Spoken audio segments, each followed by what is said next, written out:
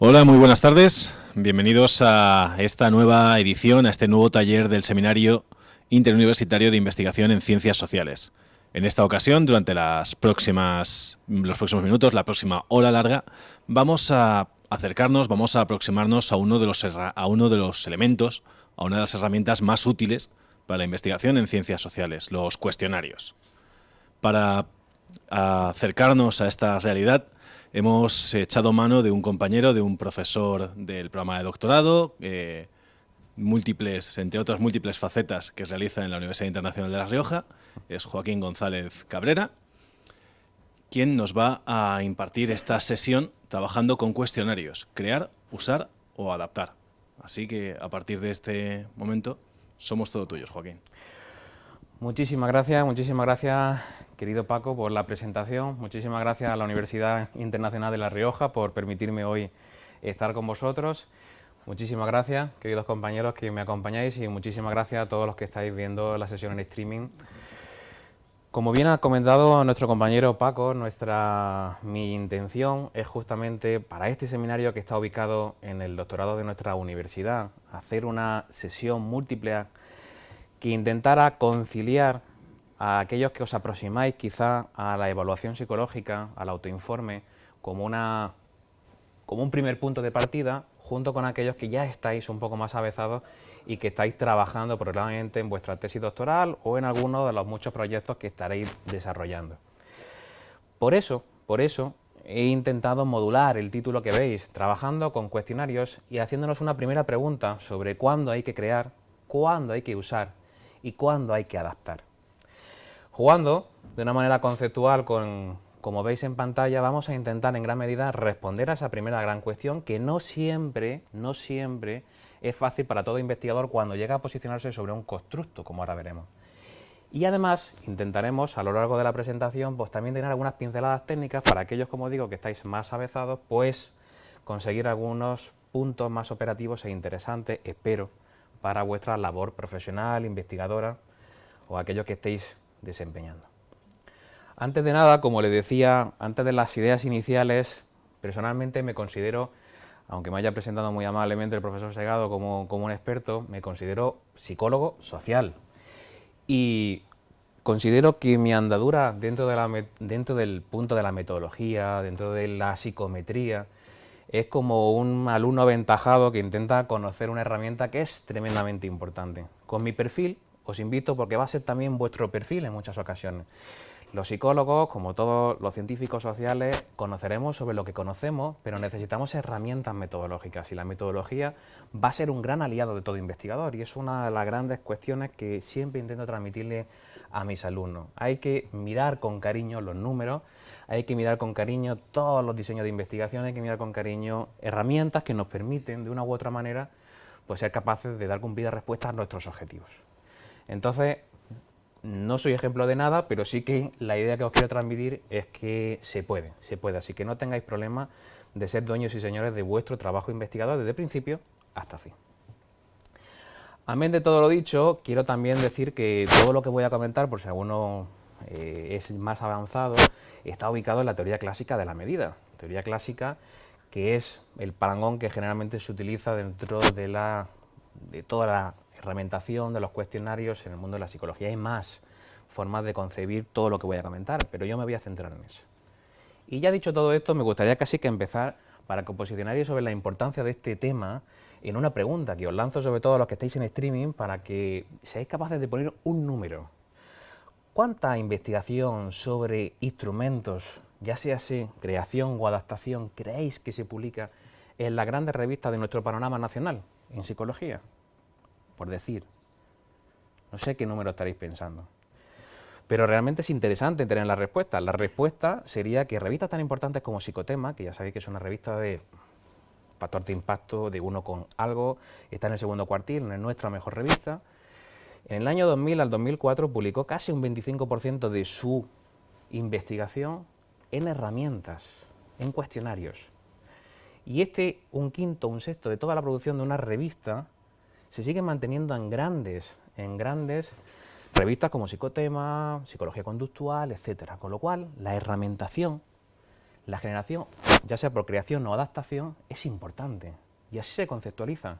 Con lo cual, todos aquellos que, como iremos viendo, intentaré ver, os asomáis a un constructo nuevo, no tengáis miedo de crear una herramienta y sobre todo de publicarla, porque así hay una gran parte y una gran sensibilidad dentro del ámbito científico por esto.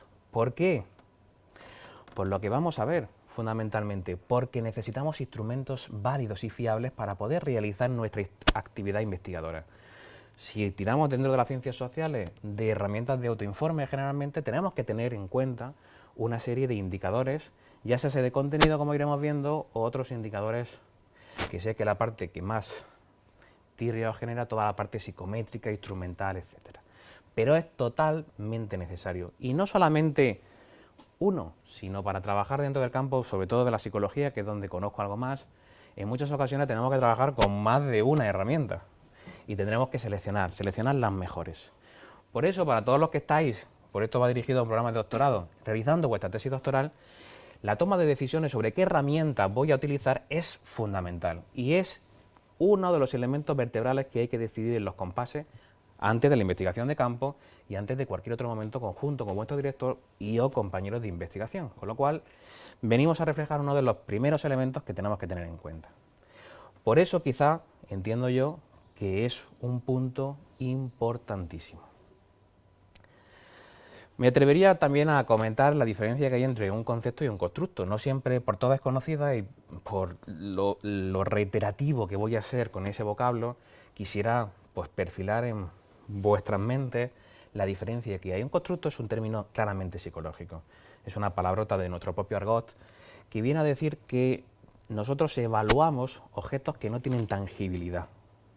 Un constructo, si alguien está pensando en algo, es la inteligencia. Todo el mundo sabe que la inteligencia existe de una u otra manera, pero no es un elemento mensurable de una manera como puede ser el peso, la medida, la distancia. Y por tanto vamos a tener que generar indicadores indirectos que nos permitan acercarnos a la evaluación de ese constructo. Por lo tanto, las herramientas de autoinforme que nosotros vamos a trabajar con ellas, crearlas o adaptarlas, llegado el caso, lo que nos van a permitir es tener un conjunto de indicadores que nos aporten información sobre ese constructo. Por eso es importantísimo. Constructo no es igual a concepto. Dentro de la terminología, evidentemente, psicológico, esto por la calle, pues nos ganaremos una mirada probablemente indiscreta diciendo ¿qué dice este buen hombre?, ¿no? Dentro de nuestra terminología es eso, con lo cual lo voy a utilizar en muchas ocasiones. Y todo lo que tiene que ver con la evaluación de un cuestionario está para medir un constructo. Con lo cual no podemos perder nunca la atención sobre ese elemento que es vertebral para todo nuestro discurso, para el discurso que os vengo a brindar. Bien. Probablemente, si tuviera que quedarme con algo que sea el corazón de esta exposición, probablemente sea este diagrama de flujo. Es un diagrama de flujo por intentar sintetizar toda la información que quisiera que un alumno que gaste e invierta su tiempo en estar con un servidor hoy le quedara claro. Y viene a responder o a intentar responder a la pregunta de cuándo debo crear, cuándo debo adaptar o, sobre todo lo más importante, cuándo debo usar. Y para ello vamos a utilizar una serie de coordenadas que iremos descubriendo conforme avance el diagrama de flujo. Pero esas coordenadas, os insisto que quiero que las tengáis en retentiva, son 3, no os voy a pedir gran esfuerzo, pero esas 3 van a servir de hilo conductor a lo largo de la presentación. Imaginamos que tenemos un problema de investigación que es vuestra tesis, o los distintos trabajos que confieren en vuestra tesis, o la publicación en la que estéis trabajando, vuestra curiosidad como investigadores que sois. Para ello va a surgir la necesidad de una, sobre todo de varias herramientas, con lo cual aquí empezaremos a lo que muchas veces otros compañeros llegan y me preguntan, Joaquín, quisiera evaluar estrés, ¿qué herramientas evalúan el estrés? Esa pregunta es tan difícil, porque claro, dentro de ese constructo tan difícil hay muchos marcos teóricos con gran solidez que han ido generando distintas herramientas, cada una tiene sus peculiaridades, tremendamente complicado, ¿no? Entonces hay que a veces intentar tener algunas coordenadas para ser capaces de decir sí o decir no, hay que casarse de alguna manera con ciertas herramientas, con ciertos modelos conceptuales, con una forma de entender ese constructo que yo quiero evaluar. Y aquí empezamos. La primera variable importante es la adecuación del constructo. Este cuestionario, al final, a la gran pregunta, ¿mide lo que yo quiero que mida? Es decir, ¿está representando bien el constructo que yo quiero? ¿Lo está recogiendo de la manera que yo entiendo para mi literatura, para mi forma de concebir, de relacionar, etcétera? ¿Es adecuado? Y por eso va a haber un trabajo aquí mucho más cualitativo que cuantitativo. Cuantitativo llegaremos en el siguiente nivel. Pero es fundamental, si ese constructo no está bien medido, todo lo demás carece absolutamente de sentido. La evaluación aquí cualitativa, el trabajo de investigación sobre qué son los grandes indicadores, qué elementos van a ser centrales dentro de nuestro trabajo, va a ser fundamental. Si respondemos afirmativamente, porque tenemos un cuestionario que nos permite hacer eso, seguiremos avanzando. Ya tenemos el marco en donde vamos a definir ese constructo. ¿Cuál será nuestro siguiente punto? Los indicadores de fiabilidad y validez. ¿Esto cómo se traduce? En Román Paladino, que lo que mido, que el cuestionario mide lo que dice medir y que además lo mide bien. Validez, fiabilidad. Si avanzamos en esa idea y tenemos no solamente, recordad, un elemento teórico, una justificación conceptual de nuestro constructo adecuada, además tenemos indicadores, que aquí ya profundizamos en la psicometría, y respondemos afirmativamente, vamos a tener la cuestión del idioma. ¿Trabajamos con la lengua de Cervantes o con la lengua de Shakespeare? La gran pregunta, si nuestra lengua, como evidentemente responderéis, es el español, llegaremos a la idea de que tenemos todos los elementos necesarios para usar una herramienta.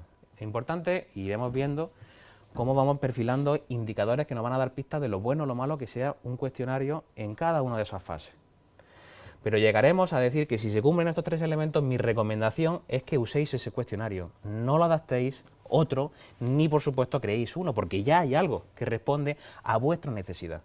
¿Por qué digo esto? Porque todos tenemos el afán, y yo lo tengo, y lo he tenido cada vez menos probablemente, pero cuando llegamos a algo, lo que primero hacemos es intentar pensar que vamos a crear un cuestionario, es decir, sobre esto no hay nada, voy a hacer yo una cosa nueva y revolucionaria. Es verdad que en algunas ocasiones se produce, pero en otras tantas es que a veces nos falta una profundización en la literatura y descubrir que un americano en su tesis doctoral ha hecho una cosa brillante, y ahora os comentaré un caso. Entonces me ahorra a mí el trabajo. Si bien puede ser una línea de publicación y una línea muy interesante de vuestro trabajo, también es verdad que es una línea muy complicada y que no siempre es necesaria. Con lo cual, para mí, cada vez más es importante usar frente a adaptar o crear.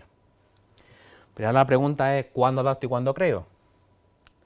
Pues vamos a adaptar siempre que seamos capaces de encontrar una herramienta que tenga el suficiente adecuación de constructo, tenga los indicadores, pero claro, evidentemente no esté en nuestro idioma. Aquí es donde empezaremos con un proceso de adaptación.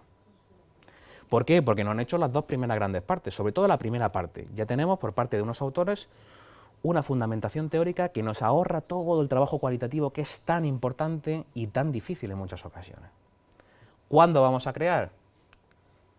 Cuando no tengamos ninguno de los, ni el segundo ni el primer nivel. Con este esfuerzo he intentado responderme a mí mismo en el año 2007, cuando yo paseaba por los pasillos de Granada, intentaba hacer la tesis doctoral y me planteaba cuántas cosas quería hacer, cuántas cosas pude hacer después, y muchas de esas preguntas interrogantes me lo fui contestando con la propia experiencia de tropezar. Y mi único afán, si soy capaz de conseguirlo, es que esto os suponga pues una reflexión de haberme escuchado y un aprendizaje rápido de en qué situación estáis. Cada uno mentalmente ya estaréis respondiendo quizás en qué situación estáis. Yo tengo que buscar, yo tengo que adaptar, yo tengo que crear, porque hayáis llegado a estas conclusiones. Ahora bien, vamos evidentemente a desgranar un poquito cuáles son los elementos, porque esta charla he intentado no centrarla, que puede ser un objetivo de futuro, en una cuestión de herramientación metodológica, de hacer aquí trabajo con el SPS. No, la idea que quiero es dar coordenadas, pistas, para que un lector de un artículo diga, bueno, yo escuché una sesión donde me dijeron estas 5 o 7 cosas que quiero tener en cuenta, voy a ver si las encuentro. Si las encuentro, probablemente sea un indicador de que ese artículo está bien, o tiene unas coordenadas suficientes para que yo le preste atención y siga indagando. Con lo cual, la idea de esta exposición es facilitaros mecanismos para detectar cosas que están bien, elementos que tenéis que tener en cuenta. Con lo cual voy a intentar en ese sentido dar algunas pistas. En el tema de la validez de contenido, que es lo primero y lo esencial, y a lo que no siempre se le presta atención, vamos, como iremos viendo, decir, ¿qué alfa de Cronbach tiene este cuestionario? Bueno, sí, eso es muy importante, llegaremos, pero no es, desde luego, lo más importante. Yo, si tuviera que decir, y por eso le he puesto la imagen de ese corazón, es probablemente el alma del trabajo, es decir, para saber cómo ese cuestionario recoge ese constructo, qué dimensiones son aquellas que conforman ese constructo, y en un tercer nivel, qué ítems, como indicadores, para yo obtener información de ese constructo, voy a tener esos tres niveles. Recordad siempre, constructo, dimensiones e ítems. Y todo ello no se puede hacer si no se remanga uno y comienza a trabajar de una manera, normalmente, como ya he dicho, y no me canso, cualitativa. ¿Por qué? Porque aquí tenemos que hacer o intentar al menos lo que la literatura viene a denominar definiciones semánticas, definiciones sintácticas. Eso no lo vais a encontrar literalmente en ningún sitio de ningún cuestionario.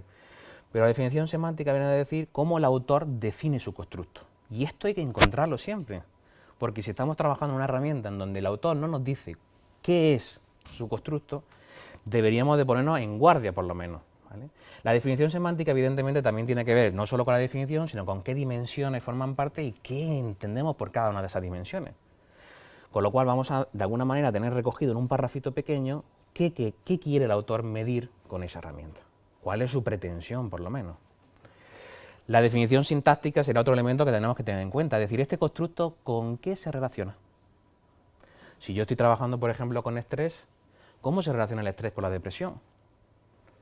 A más depresión, más estrés, menos estrés. La definición sintáctica, en muchos momentos que tampoco la vemos reflejada en los trabajos cuando un autor dice, bueno, yo voy a poner mi cuestionario y lo voy a relacionar con estos constructos para ver hipotéticamente qué relación tiene. Es fácil pensar, por ejemplo, los riesgos psicosociales en el puesto de trabajo. ¿Riesgos psicosociales con qué se puede asociar? Pues con el burnout. Y el burnout, ese acoso, esa situación de cansancio laboral que muchas veces tenemos, con el estrés. Van todas orquestadas, eso es una definición sintáctica. Mi constructo se relaciona con estas otras cuatro cosas. También deberíamos tenerlo en cuenta, porque ese constructo no está aislado en ningún sitio, está relacionado con otro mapeado grande de elementos. Cuando señalo la etiqueta versus contenido es porque tengáis una prudencia en muchas ocasiones. Hay muchos cuestionarios que recogen la palabra que yo estoy buscando, pero que recojamos en la etiqueta del cuestionario la palabra, no quiere decir que ahonden el constructo y mucho menos que lo haga con la solidez conceptual que yo quisiera que lo hiciera, teniendo pues, los esquemas que yo considero que deberían de tener este constructo. O sea que, muy importante.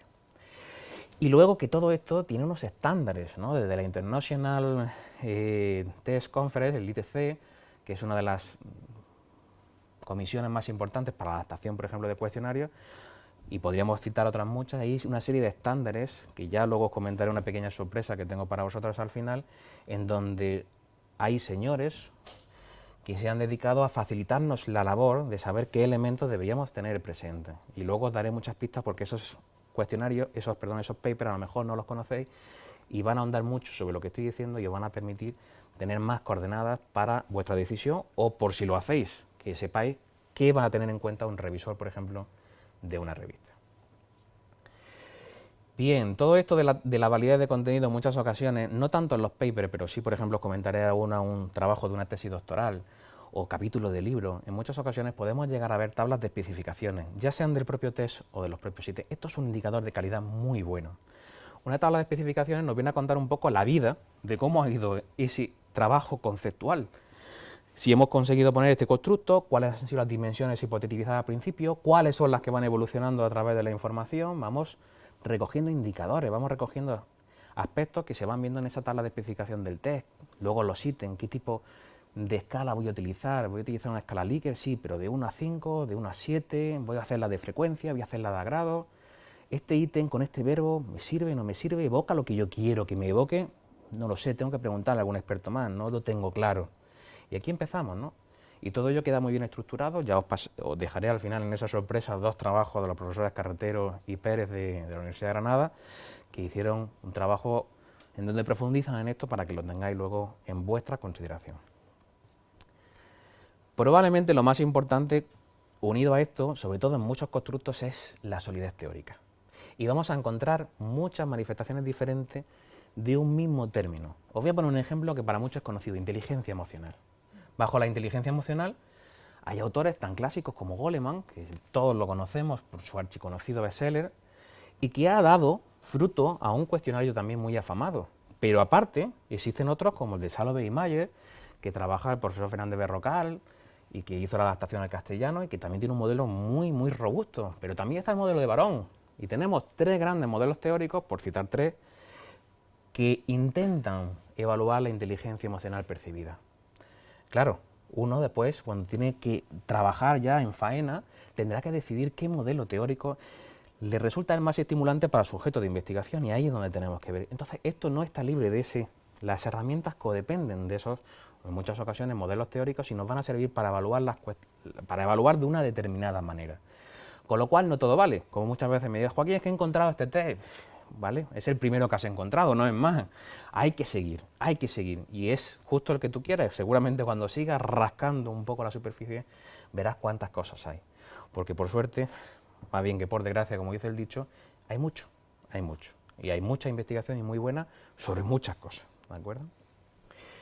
¿Qué aspectos nos van a ayudar y qué deberíamos que tener en cuenta para nosotros crear o para nosotros adaptar, o sobre todo nosotros para ver si alguien lo ha hecho bien?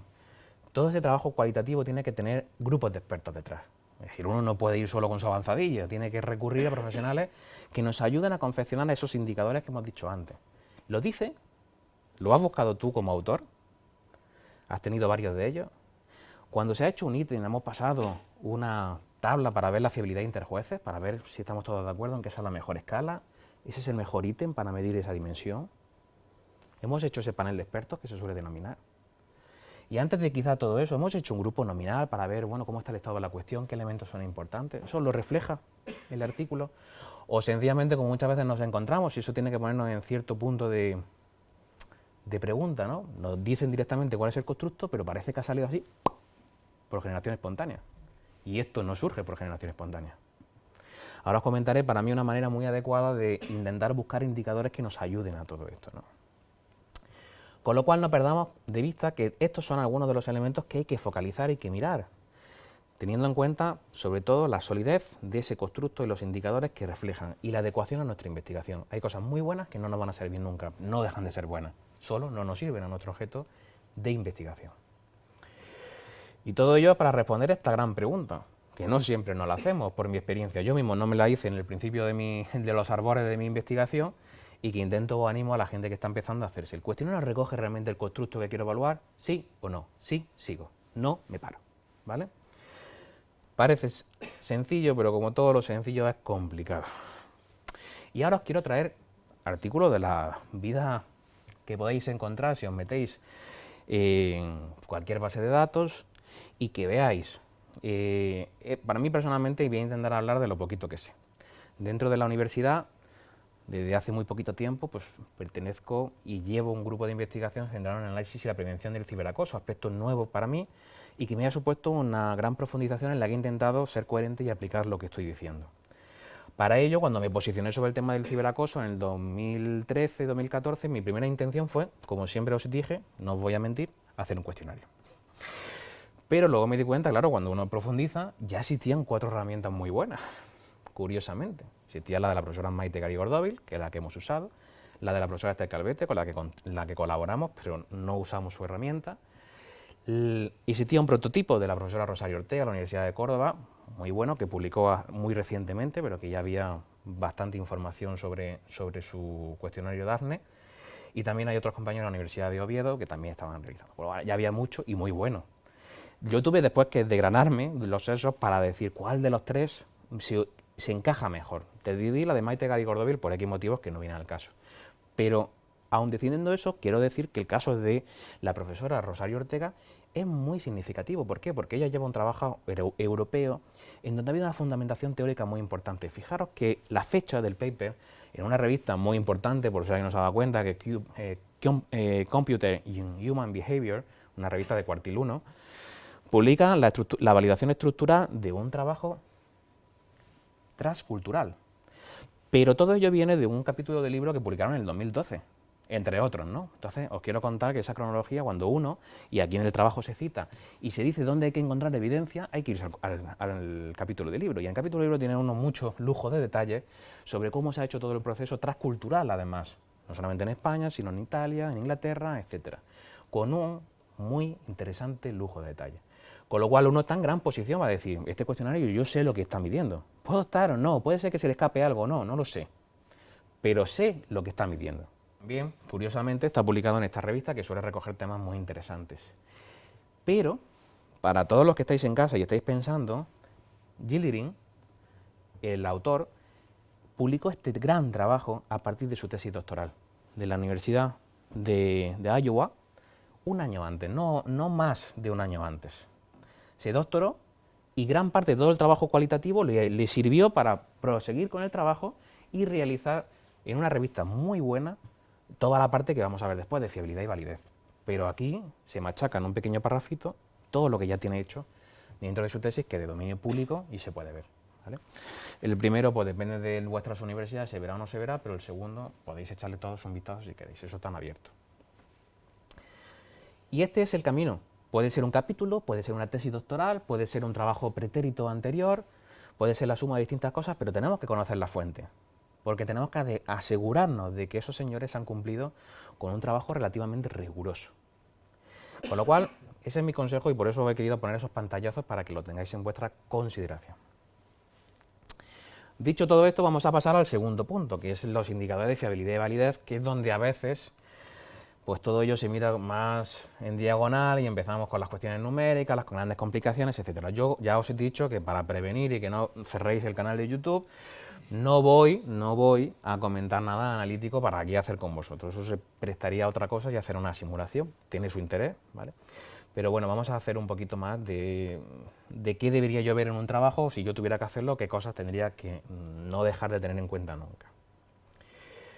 Y en general, pues son estos 4 grandes ideas. Alguno me podría decir que hay una más, estoy de acuerdo, pero bueno, por sintetizar y no ser demasiado, pues el análisis de los ítems a nivel psicométrico, antes lo he hecho a nivel conceptual, pero ahora tengo que ver cómo se comportan.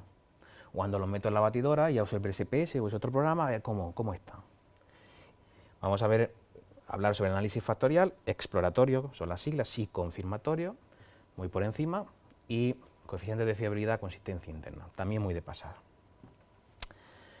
Lo que he puesto ahí es para que me prestéis atención, lo voy a contar yo. Los análisis de ítems, sobre todo, y en muchos trabajos esto está frecuente en mayor o menor medida, vamos a ver cómo los autores nos cuentan la media, que es justamente la media, la desviación típica, la correlación ítem con el total y el alfa si se elimina el elemento. A mí mi recomendación es que con estos 4 indicadores tenemos una radiografía de si hemos postulado que es interesante a nivel conceptual, si a nivel psicométrico nos arrojan o no información.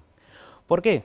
Porque si tenemos un ítem en una escala de 1 a 5, cuya media es 1,2, con una desviación típica de 0,1, la pregunta estrella es, ¿sirve para algo a nivel evaluativo? No me discrimina nada.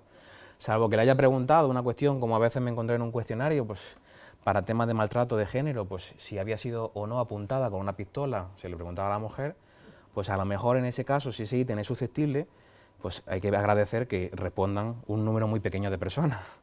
Pero bueno, ese número pequeño de personas no debería saltar todas las alarmas posibles. Yo estoy poniendo un ejemplo muy extremo, ¿no? En el resto de casos, ese ítem tenemos que decir y materializar que no está haciendo su trabajo, no está recogiendo con una alta desviación típica, pues un conjunto plural de puntuaciones, un 3, un 4, un 5, un 1, un 2, un 3, un 4, un 5, acá, o en una escala de 1 a 5, una media pues cercana del 2 al 3, debería de acoger. Si cambié de escala de 1 a 7, pues de 3,5 a 4,5, por ejemplo, sería mi recomendación. La desviación típica debería ser igual siempre, pues dependiendo a un punto. Si estamos hablando de una escala de 1 a 5, pues un punto. Si es de mayor, debería de ser de 1,5 en adelante. ¿Por qué? Porque nos tenemos que asegurar que haya cierta variabilidad. Los ítems que no recogen variabilidad no nos interesan, ¿vale? Entonces, para vuestro análisis, si estáis creando o adaptando, o bien estáis viendo, hay que ver eso. Es decir, pues este ítem no lo has colado porque estos ítems no son capaces de discriminar nada, ¿vale? Correlación con el total. Eso es si ese ítem es un jugador de equipo. Va hombro con hombro conmigo o ese va haciendo la guerra por su cuenta y no tiene nada que ver con el resto. Hay que saberlo. Puntuaciones altas en una correlación con el total, por encima de 0,4, pues nos van dando indicadores de que ese ítem pues, se comporta de una manera gregaria con los demás. Dicho de una manera en Roman Paladino. Y el alfa de Cronbach, si se elimina el elemento, pues hay que explicar el alfa de Cronbach para entenderlo. El alfa de Cronbach, que lo veremos al final, es el archihabitual indicador de consistencia interna. Es un mantra muy mal utilizado muchísimas veces porque tiene unos supuestos, tiene una serie de cosas, pero bueno, es un indicador que nos da el límite inferior de la fiabilidad en muchas ocasiones. Las revistas nos lo piden, tiene su valor siempre y cuando se cumplan X número de supuestos y contribuye a pensar si todos los ítems están apuntando en una misma dirección del constructo. Con lo cual, si el alfa, si se elimina el elemento, sube, si yo elimino el ítem 1, sube el alfa de Cronbach, lo que tenéis que estar pensando es que ese ítem es deficiente en ese punto. ¿Cuándo vamos a encontrar que un ítem es bueno? Cuando nos baja el alfa de Cronbach. Se está trabajando en equipo, si lo quito pierdo, ¿vale? Entonces esos son los indicadores, los 4 indicadores que quisiera con esas pistas y coordenadas que lo entendierais cuando lo veis de forma declarativa. Si pasamos en análisis factorial exploratorio, vamos a pasar muy de puntilla. ¿Cuándo usamos factorial exploratorio? ¿Cuándo usamos factorial confirmatorio? Eso es la gran pregunta que mucha gente de forma más lega pues dice, ¿cuándo? El factorial exploratorio, por ejemplo, nosotros lo hemos utilizado en la adaptación de ese cuestionario de nomofobia que os he enseñado antes. ¿Por qué? Porque el constructo es totalmente nuevo, está casi virgen, es decir, desde el año pasado. No hay nada más que un trabajo que ha hecho un análisis, con lo cual estamos todavía macerando el constructo. Hay que explorar cómo se comporta. Mientras que el que os comentaré a continuación, que es un modelo de Kaplan, el modelo de uso problemático de Internet de Kaplan, que lleva desde el 2002, cuando se enseña la adaptación lleva 13 años ya dando vuelta, hay mucha literatura. Y la profesora Esther Calvete, pues en el 2013 publicó un análisis factorial confirmatorio de la herramienta en castellano. Normal, ya toca análisis factorial confirmatorio, lo tenemos en inglés y ahora se trata de, en español, confirmar. Y es la diferencia entre explorar, ver cómo los ítems si saturan o no saturan, si se asocian con las dimensiones que yo hipotéticamente tengo, o si quiero confirmar, digo, no, yo ya tengo mi modelo. Mi modelo es este, consta de 4 dimensiones, y cada ítem yo ya postulo no que van a estar por ahí por el aire, sino que el ítem 1 corresponde a dimensión 1, el ítem 2 corresponde a dimensión 3, el 4 a la 1. Y yo postulo y le digo al modelo cómo se va a comportar. Y me dirá él si es así o no es así. Con lo cual el confirmatorio evidentemente necesita un sustento teórico detrás. Con lo cual prevención a las buenas intenciones cuando me llegue, Joaquín, no vamos a hacer un análisis factorial confirmatorio. No podemos. Vamos a empezar la casa bien. Primero exploratorio. Básicamente porque estás con un constructo nuevo. Si tu elemento más importante es la validación de contenido, estás presentándole al mundo científico algo nuevo. Empecemos por el principio, ¿vale?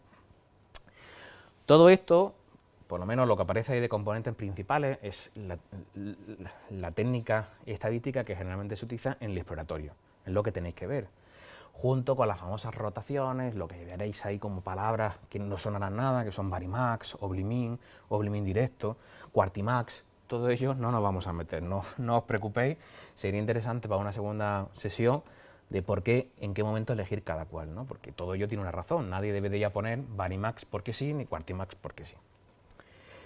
Las saturaciones factoriales es algo que tenéis que mirar en una herramienta. ¿Por qué? Porque las saturaciones factoriales, sobre todo en un exploratorio o en un confirmatorio, diría que daría lo mismo, nos vienen a decir dónde están los ítems. Es decir, el autor ha podido decir que los primeros 10 ítems forman parte de la dimensión 1, pero a lo mejor a nivel estadístico solo 7 están en la dimensión 1 y 3 están desperdigados.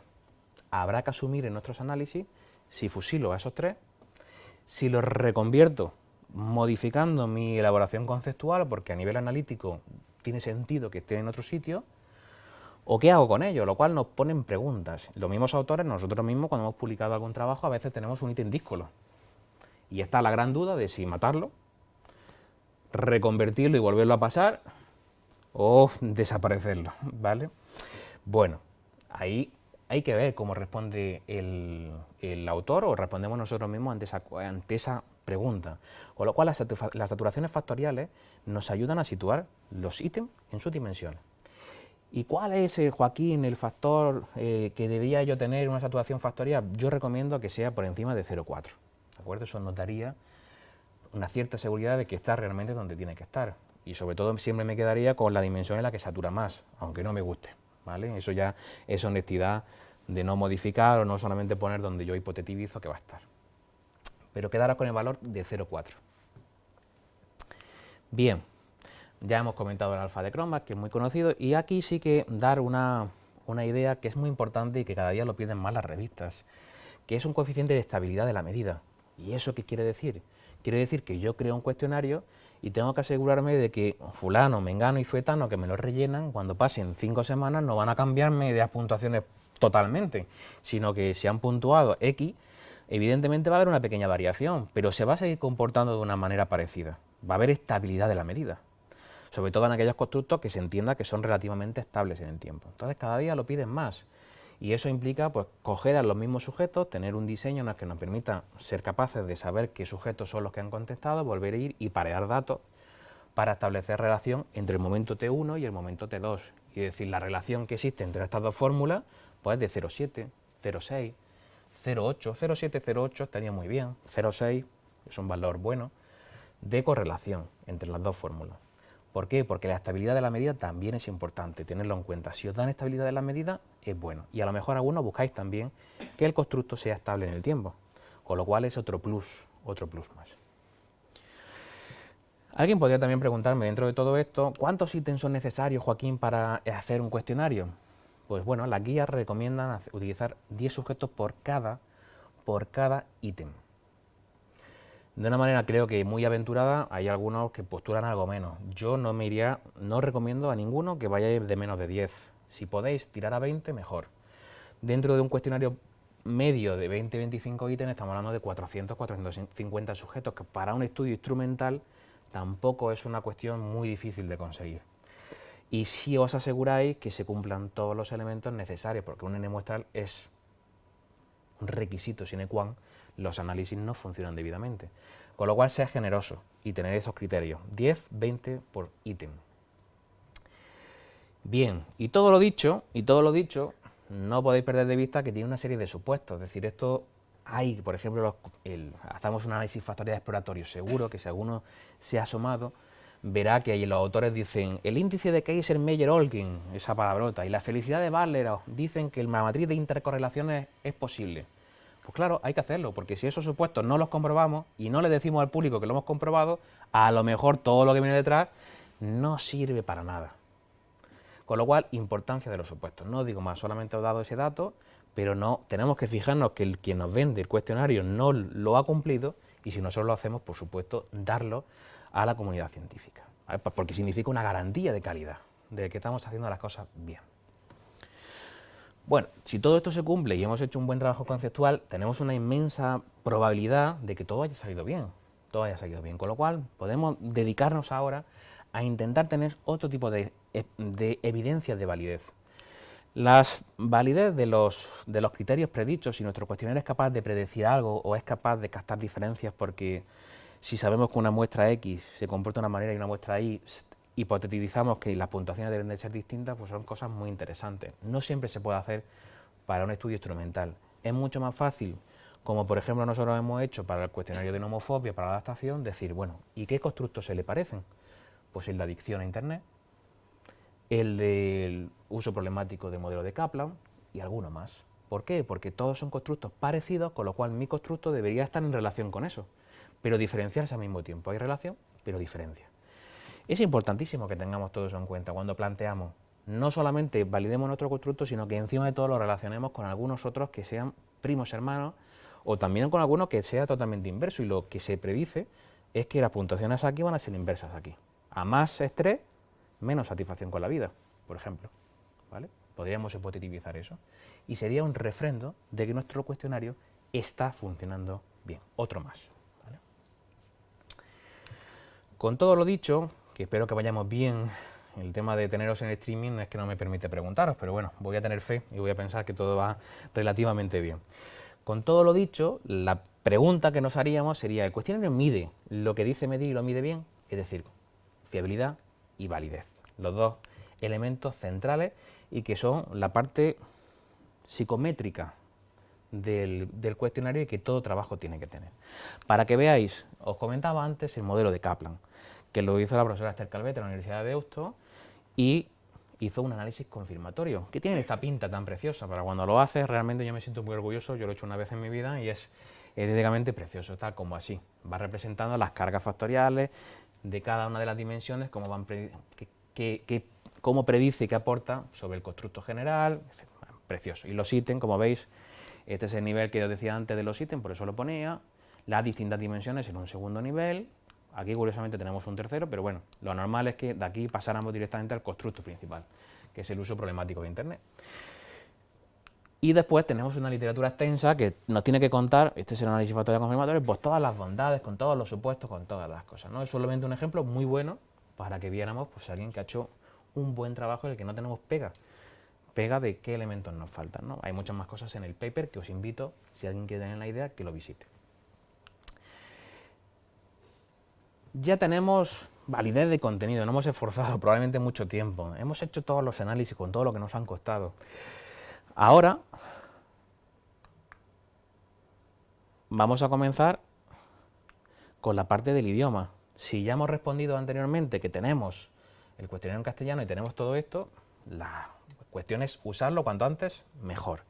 Pero a veces vamos a tener que utilizarlo para adaptaciones, que es para realmente lo importante. Adaptaciones es coger del inglés todo el buen trabajo que ya hemos comentado de otro compañero, como yo, del cuestionario de nomofobia, y ahora vamos a intentar hacerlo en castellano.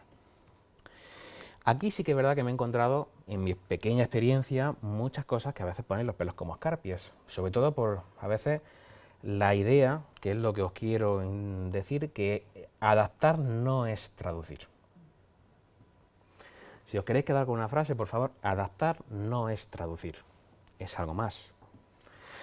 Fuera de que existen las traducciones, o bien se hacen hacia adelante, es decir, castellano, inglés, o bien se hacen inversas, ¿no? Castellano, inglés, castellano, y después volvemos al inglés, ¿no? Ya adelanto que cualquier tipo de adaptación no solamente necesita un lingüista que conozca evidentemente, sea bilingüe, conozca la lengua, tanto de Cervantes como de Shakespeare, de pie a pa, y sea muy bueno, siendo capaz de captar toda la esencia lingüística. No, no es suficiente. Lo importante no es la traducción per se, que evidentemente nos va a dar un importante refrendo, sino la adaptación conceptual de los indicadores. ¿Por qué? Porque antes, cuando decíamos en la variedad de contenido que esos ítems son indicadores, normalmente indicadores psicológicos de mi constructo, ahora cuando yo estoy adaptándolo tengo que cerciorarme de que estoy recogiendo la misma idea que el autor había montado en toda su variedad de contenido anterior. Porque si yo cambio el verbo, cambio el enfoque, cambio la cuestión, a lo mejor estoy preguntando otra cosa. Puede ser que se parezca mucho, puede ser que sea sutilmente diferente, pero a lo mejor no estoy reflejando el mismo constructo tal y como él lo concibió. Por eso la traducción debe ser, si me lo permitís, psicológica, en última instancia, uniendo la traducción como es natural, y no una traducción cualquiera de una vez, sino una traducción múltiple, en donde sí tienen que tener en cuenta expertos, donde puede llegarte a montarse también un trabajo cualitativo, distintos expertos, con distintos validez, fiabilidad interjueces, para ver si este verbo refleja mejor lo que yo quiero decir o no. Podríamos montar todo eso si quisiéramos ser muy exquisitos, muy recomendable. Pero lo importante justamente es tener en cuenta que adaptar no es traducir. Si he conseguido dejaros esa idea, tenéis que huir de cualquier herramienta que no haga una exposición muy adecuada y cuente un poquito cómo ha ido el proceso de adaptación. Por ejemplo, en el cuestionario de nomofobia, si alguien tenéis ilusión y esto sí que seáis capaz de salir publicado y sale y tal, yo reconozco que hemos tenido mucho esfuerzo en adaptar esto. ¿Por qué? Porque el cuestionario tiene unos matices tan, con el uso de los verbos, lo que le hemos escrito a los autores 5 veces para preguntarle que queríamos conocer cuál era el insondable pensamiento que habían seguido para determinar qué era el verbo en inglés y qué querían decir, porque estábamos un poco perdidos con los matices que podían. Con lo cual hemos tenido que los propios traductores a veces tampoco ponían un verbo y el verbo, bueno, sí, grosso modo, con escopeta, con cañón más bien, apuntábamos y dábamos, ¿no? Pero si poníamos con escopeta fina, había diferencias que teníamos dudas. De hecho, ha sido, creo que para mí, la adaptación más complicada que he hecho por los matices psicológicos y lo difícil de aprender, pero aprender con H intercalada ese constructo. La adaptación también responde a los mismos ítems, si alguien me lo preguntase, los mismos ítems que he dicho para la creación de un cuestionario, pues también 5 es lo mínimo, 10 es muy recomendable y más sería estupendo, ¿no? La adaptación sigue esos mismos procesos también, igualmente toda la parte de fiabilidad, etcétera, ¿no? Lo único que no nos evitamos realmente es sobre todo la parte de validez de contenido, que nos la da alguien bien hecha. Y dicho esto, bueno, antes quiero, por ejemplo, poneros una evidencia de un trabajo que me parece que está muy bien construido, el de Mobile Phone Problem Use Scale, que se publicó en una buena revista en español, Adicciones. Es una revista de cuartil 3 con un factor de impacto de 1 con algo. Publica cosas muy interesantes sobre en la categoría de abuso de sustancias. Y se publicó esta adaptación muy interesante también, en la que podéis ver gran parte de todo lo que os he comentado y todo el proceso. Para si queréis ver un ejemplo, y además está en castellano, también lo puse para no sobrecargaros con el inglés, que siempre sé que es algo que a todos nos pesa más o menos. Y también os lo voy a dar, junto con lo que os he comentado antes, os voy a dar al final, que era mi sorpresa, 3 artículos para que todo lo dicho seáis capaces de profundizarlo en 3 artículos de 3 autoridades. Y no podemos perder, aquí hay un nombre propio, en la literatura en castellano, por ejemplo, José Muñiz, de la Universidad de Oviedo, que realizó en la revista Psicotema, que ya os he comentado, si no alguno no lo sabía, que es una de las revistas más importantes en el ámbito nacional e internacional, y hizo un cuestionario sobre directrices para la traducción y adaptación de los test. Interesantísimo para si alguno queréis aproximar a esta realidad, qué cosas tenéis que tener en cuenta. Mucho más prolífero, evidentemente mucho más acertado de todo lo que yo os he contado, así que os lo daré después, ¿vale? Pero tenedlo en mente. Y por último, pues un premio que se me ocurrió también porque mucha gente no lo conoce y es interesante. Ya hemos dicho que tenemos validez de contenido, ya hemos dicho que tenemos indicadores de fiabilidad y validez, tenemos el idioma y si no lo hemos adaptado. Eso nos ha quedado claro, pero en el camino de tantos síes que habíamos puesto con anterioridad, se nos ha ido la imagen. Ya ha vuelto. Al menos en mi PC ha vuelto. Bueno, dentro del proceso de usar la herramienta que os había comentado con anterioridad, perfecto, de usar la adecuación de contenido, los indicadores de fiabilidad y validez, y el idioma, imaginemos que estamos ya en castellano, estamos a punto de usar una herramienta. ¿Cuál puede ser un plus que os recomiendo encarecidamente que tengáis en cuenta? El plus es saber si ese cuestionario está baremado. Con la baremación, que es una palabrota también en el propio argot, ¿qué queremos decir? Pues justamente lo que os vengo a brindar. ¿Tiene proceso, se ha conseguido una puntuación poblacional de ese cuestionario? ¿Y por qué esto es importante? Podría plantearse a una persona. Porque si conseguimos tener una muestra representativa de la población a la que va dirigido el cuestionario, tenemos un indicador muy importante con el que confrontar nuestros datos. En vez de realizar a veces estudios donde ponemos grupo A, grupo B, grupo C, a veces podemos, si tenemos las suficientes herramientas, si planteamos las investigaciones, confrontar mi muestra con la población. Y eso te lo dan trabajos muy buenos, muy escasos, porque cuestan mucho dinero y mucho tiempo, que son aquellos que son capaces de establecer un N muestra normalmente de 5, 6, 7, 8, 9, 10.000 sujetos, que no son 10.000 sujetos escogidos con un muestreo no probabilístico de tipo incidental, que es lo que hacemos muchas veces, cogemos lo que podemos, sino que es aleatorio, que es estratificado, que está por conglomerados, que es la leche, ¿vale? Teniendo todo eso en cuenta, lo que nosotros podemos hacer es confrontar nuestros datos. ¿Cómo me diríais si alguien lo pregunta? Pues a través de una TD Student para una muestra, nosotros tenemos nuestra puntuación total de nuestro cuestionario y lo que hacemos es establecer una comparación con el valor que me da el cuestionario. Me dice, para mujeres de 18 a 20 años, 24,4. Yo meto 24,4 y lo confronto con mis datos, que pueden estar en 32,2 o en 16,5. Y me dirá si hay o no diferencias significativas con la población. ¿Dónde es muy interesante en cosas como esta y cuestionarios que os pueden sonar?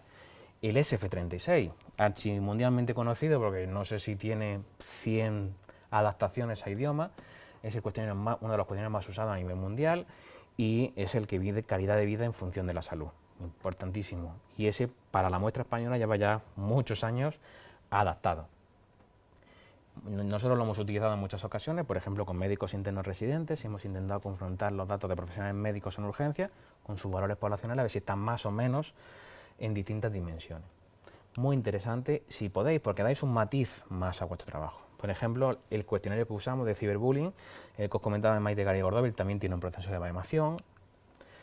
Otro cuestionario, por si alguno de vosotros está interesado, el COPSOP, es un cuestionario que mide riesgos psicosociales, también importantísimo.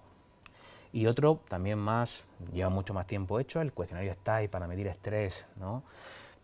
Podríamos decir que hay muchos también, no es lo frecuente porque yo digo que esto es una excepcionalidad, las herramientas más utilizadas suelen tener al final esa referencia poblacional y es otro indicador de calidad que podéis tener para elegir un cuestionario frente a otro. y que no siempre es conocido.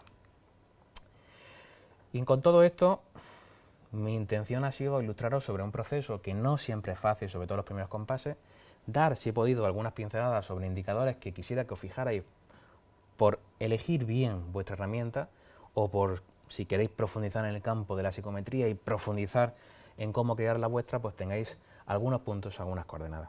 Ojalá lo haya podido realizar bien, así que nada, quedo a vuestra disposición para cualquier pregunta que me hagáis online o que me hagáis, queridos compañeros, físicamente, y muchas gracias a todos.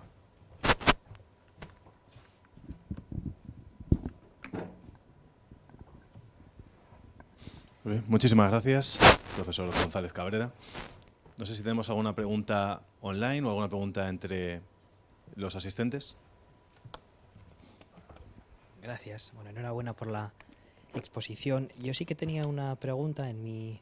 Voy a ser un poco egoísta, voy a hablar de mí. Sí, en mi por caso, a mí me interesa mucho la investigación cualitativa y sí que siempre utilizo cuestionarios, pero siempre he sido yo el que ha diseñado el cuestionario. No sé si hay algún... O sea, ¿cómo puedo saber yo si hay algún cuestionario que sea válido para mi tipo de investigación? Y después el problema que he tenido, que suelo encontrar, es cuando encuentro un cuestionario que me parece muy interesante, puedo utilizar parte de ese cuestionario, no el cuestionario completo. Entonces, no sé hasta qué punto merece la pena crear un nuevo cuestionario, que es lo que al final siempre termino haciendo, diseñar un nuevo cuestionario, o si sería mejor utilizar parte del que he encontrado, que es muy bueno, y añadir mi aportación.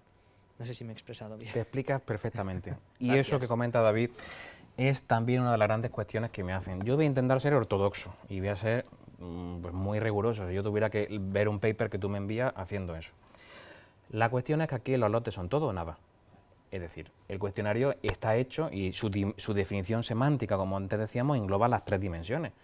A ti la tercera no te puede no interesarte, pero mi recomendación en muchas ocasiones es que tener más información no molesta. Yo la tengo, que luego la dimensión A y B es la que te interesa a ti, juega con ella. En vez de utilizar todo el constructo, pues utiliza la dimensión dentro del constructo y correlaciónala con lo que te interesa.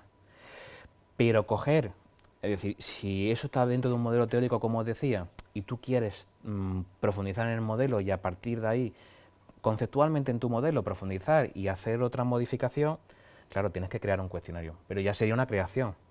Lo que no podemos en muchas ocasiones es coger lo que me interesa, cojo 10 ítems de aquí, cojo 10. Es muy frecuente que alguien me haya dicho, no, Joaquín, yo es que estos 3 son 3 cuestionarios perfectos, he cogido 5 de aquí, 7 de allí, 24 de ahí, lo he metido y estoy contentísimo. Y digo, bueno, pues estás contento, eso no me cabe duda. Ahora, con eso no vayas a ninguna parte porque perder el tiempo. Es decir, eso es algo que se saca de la manga, ¿no? Entonces, ahí tenemos la opción. Yo creo que a veces hay que también reflexionar sobre el tiempo. Yo lo usaría y me quedaría con lo que me interesa. Y si no, pues metes 3 o 4 cuestionarios, abusamos de los sujetos de nuestra investigación y bueno, pues le damos las gracias muy encarecidamente y luego pues te quedas con lo que te interesa. Eso que has comentado también tiene con que muchos compañeros me dicen, Joaquín, he encontrado un cuestionario en castellano, ¿lo puedo usar en Colombia? ¿Qué pensáis? ¿Sí o no? Depende. Dice Daniel que no, yo diría que no. Y diría que no porque hemos dicho, la adaptación tiene no solamente una cuestión de traducción lingüística propia de un profesional, sino que el constructo psicológico a lo mejor se va alterado. Por ejemplo, dentro del ciberacoso, que es el tema que os decía antes, en Colombia, en México, se llama cibermatoneo. ¿Qué tipo de cibermatoneo? Es un vocablo. Ese ciberacoso lo va a entender el señor que yo le pregunte como cibermatoneo. Y la pregunta es, ¿cibermatoneo allí es igual que ciberacoso aquí? Tengo que preguntármelo. Y claro, yo no puedo hacerle a un cuestionario que ya está en castellano, voy a hacer mi apaño, ¿no? Voy a coger y voy a cambiarle estas 3 líneas, este verbo me molesta, esta palabra no me gusta. No, eso no podemos hacerlo por seriedad. Los cuestionarios son lo que son, la información que nos da la herramienta es de lo que hay.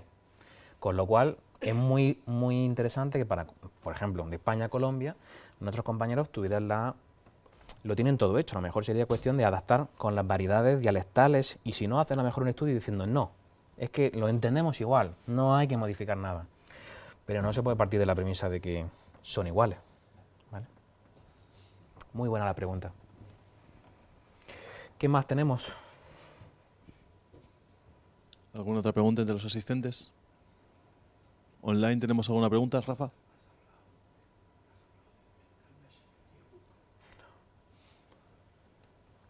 Yo me voy a permitir el lujo de hacer una pregunta también, Por supuesto.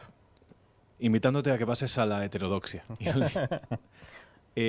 Pongamos que una persona ajena al campo de la psicología social, pero que quiere adentrarse o usar como parte de su investigación un cuestionario que mida algún constructo ya definido. Pues casos, psicología de los medios, psicología de la educación, psicología del consumo, en esos supuestos. Se hace una localización de cuestionarios que midan ese constructo, se encuentran 2, 3, 4 casos, una primera lectura de esos 3, 4 herramientas parece que sí están relacionados con lo que buscan y hay que decidirse por uno. ¿Hasta qué punto usar el número de citas que recibe cada uno de esos distintos artículos en los que se presenta ese método nos puede servir para garantizar una mayor fiabilidad o para convencer a un posible referee de una revista? No sé si planteo mi pregunta. Sí, pero solamente pensando en el número de citas. O en qué nos tendríamos que fijar. Bueno, tendríamos que intentar fijarnos en muchos de los elementos que he dicho. Sí. Evidentemente, el número de citas, más que convencer a un revisor, yo entiendo que si yo lo tuviera que ver en muchas ocasiones, es decir, si esto se utiliza, esta herramienta se utiliza para medir este constructo, voy a tener mayores elementos de comparabilidad con mis resultados. Eso es importante, porque muchas veces cuando hacemos revisiones y decimos, ¿por qué hay tanta divergencia con el tema del ciberacoso? Pues claro, pues tenemos en España 4 herramientas, cada uno estamos siguiendo haciendo nuestra. Por eso yo humildemente no quise participar tampoco de eso. Había cosas muy buenas, voy a sumarme al carro de una. ¿Por qué? Porque estamos todo el rato jugando al frontón. No, es un 24% de prevalencia y usted un 13%. Es que la herramienta es distinta. Entonces yo también, un factor a tener en cuenta es cuál es el más usado. Si yo tuviera entre iguales condiciones el más usado, siempre iría el más usado. Por ejemplo, también yo personalmente prefiero utilizar cuestionarios adaptados que ya tienen su refrendo en el marco anglosajón. Por ejemplo, el STAI es muy utilizado en ámbito, o la escala de estrés percibido, por poner estrés, en el ámbito anglosajón. Prefiero usar eso, aunque a veces pierda matices. ¿Por qué? Porque mis datos los puedo comparar con 50 estudios. Y eso ganamos. Una de las cuestiones, por ejemplo, del estudio del cuestionario DASNE de la profesora Rosario Ortega es que es transcultural. Eso es un punto fuerte que tiene. Entonces puedes utilizar la misma herramienta en Italia y en Londres. Deberíamos ir a una convergencia instrumental. Entonces, en ese sentido, cuanto más citado, yo para mí sería un elemento a tener en cuenta, por la comparabilidad de mis resultados. Luego la discusión a veces es que nos encontramos ciegos, porque ¿y qué hago si no hay nada, nadie ha dicho nada? Y te encuentras pues discutiendo sobre ti mismo, porque no hay nada. Si el tema es nuevo y no hay nada, o el tema es, a veces tenemos esos problemas. Muy buena observación también.